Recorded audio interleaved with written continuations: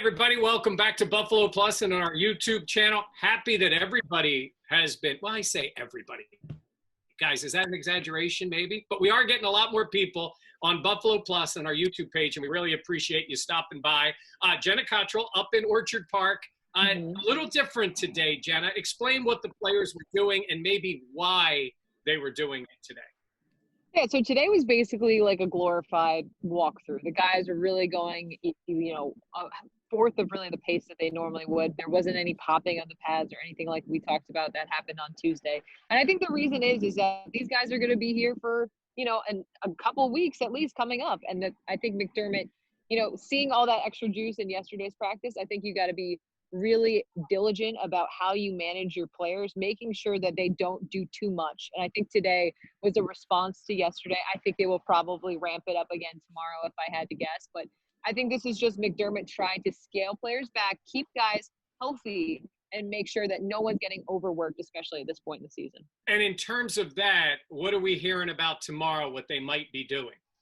So the word on the street is that there's the possibility that the Bills could go closer to going live. And, Sean McDermott touched on it in his press conference on Wednesday, the fact that they're also concerned about the fields that they're practicing on, considering that is something they really haven't had to worry about as much. But I think because of that, they might try and move to a different field. They were mostly on a different field today. They were talking about possibly being in the stadium. So I think it's another thing of, they're trying to make sure the players are okay. They're trying to make sure that the grass and what the players are playing on is okay. So I think tomorrow will be a little change of scenery if I had to guess.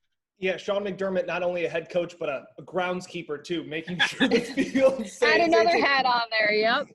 But Jenna, we've talked about this, that I don't think McDermott has gotten enough credit for. He seems very, by the book, coach's coach. Mm-hmm. But I think he listens to his guys really well. I think that's something that we've learned over the years of knowing when to put the pedal down and then ease up on it. Is this kind of the sense that you're getting, Jenna?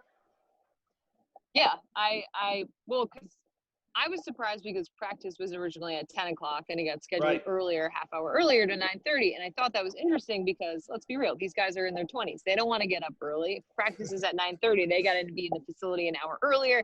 They got to get up early. But then today, when you saw the speed of play or lack thereof, I think it was, hey, guys have been getting out later. Let's move it up. Let's have it be more relaxed. Give guys more time on the back half of their day to decompress. And I think that's something that, talking to AJ and Panessa today, he talked about, hey, by the time we get home and put our feet up, you got to go to bed. So I think maybe that's another thing where Sean McDermott is trying to listen, him and his staff, and be as aware as possible of what the players want, because we do talk about McDermott being a disciplined kind of, very particular type of guy. But I think he has also made it clear that he is willing to admit that he doesn't know everything, and he wants to have the guys be comfortable coming to him, because at the end of the day, if it makes them happy and he can still get in the work, it's a win-win. And I think what the players are enjoying too is being in Buffalo. Taron Johnson said it in his Zoom call that, it's nice to get to go home. And I know you said it, Jenna, that AJ Epinesa said, it's a quick day. It's pretty much 7 to 7 is what it seems like their days kind of are. But the general consensus is the players like being at home more than dorm rooms, which I don't think is a shocker to anybody. Yeah, I mean, I think it depends on the guy, but I do think that element of going away is something that McDermott likes probably more than his players, because McDermott likes the fact that the guys are all together and under normal circumstances at Fisher, they're in their dorm rooms, they're all hanging out. I could see why the players would be like, I would rather be home. There is a couple things that I wanted to note from today, one of which was and I was talking to another reporter about, this offseason has been so weird. So many of these guys are meeting one another on Zoom, trying to build a bond over Zoom. But to me, it was interesting today, just seeing the dynamic of how organic it really does seem like these guys are coming together as a team. Like Stephon Diggs and Trey White were joking around with one another, guys kind of dapping up each other as they go through. It just, to me, seemed like you wouldn't know that these players didn't know each other a couple months ago. So I think that was something to note. And then another thing that I thought was interesting is they were doing some goal line work. The offense is calling out, Josh is calling out some plays. The defense is trying to adjust things on the fly. You could hear everything. And there was music over the top, but I wonder how that will impact what stadiums will be doing. Bills would change verbiage or stuff like that because you could hear everything. I mean, I don't know what it means, but you can. Yeah. You know how they go to a silent count because there's too much noise?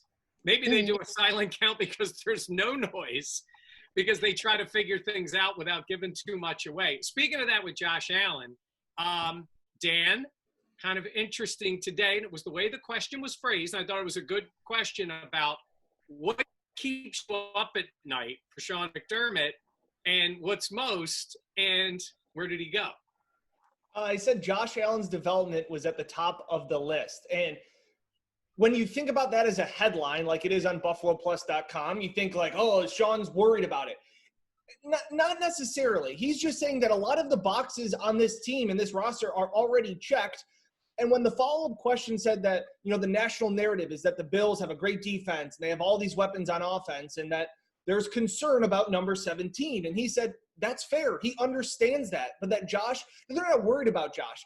And it was interesting, again, when McDermott goes back into his knowledge and goes back to his two quarterbacks that he had when he was in Philly and Carolina. And he said that guys like Donovan McNabb and Cam Newton both faced similar criticism early on and said that it takes time. And like I said, and then Sean said all the right things about how he's so happy with Josh's development and the way he's progressing and the way all that he's working. But it was interesting that out of all of the things that keep Sean McDermott up at night, maybe the fields are up there, but it's also Josh Allen's development. All right, I'm going to throw in my Eagles knowledge here and say that I think their original plan was going to be similar to what the Eagles did with McNabb. And a lot of fans don't really remember this, but the Eagles quarterback at that time who started, Doug Peterson. Oh. Yes.